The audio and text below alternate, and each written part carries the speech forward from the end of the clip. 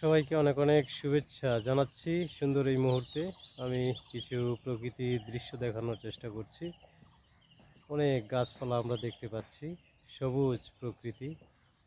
আসলে এইসব দৃশ্য চোখে লাগার মতো, খুবই সুন্দর লাগে। এবং আসলে এই গাছই তো হচ্ছে আমাদের জীবন রক্ষার অস্তিত্বের প্রধান একটি উপকরণ।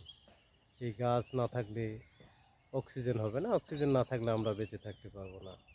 এই জগতের প্রাণীকুল, মানুষ থেকে শুরু করে যত জীবজন্তু আছে, প্রত্যেকের জন্য যে জিনিসটা অত্যাবশ্যকীয় সেটা হলো অক্সিজেন।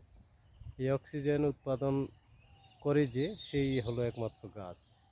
সুতরাং এই গাছই আমাদের জীবন পরোক্ষভাবে কিন্তু রক্ষা করে থাকে। খুবই সুন্দর একটি দৃশ্য।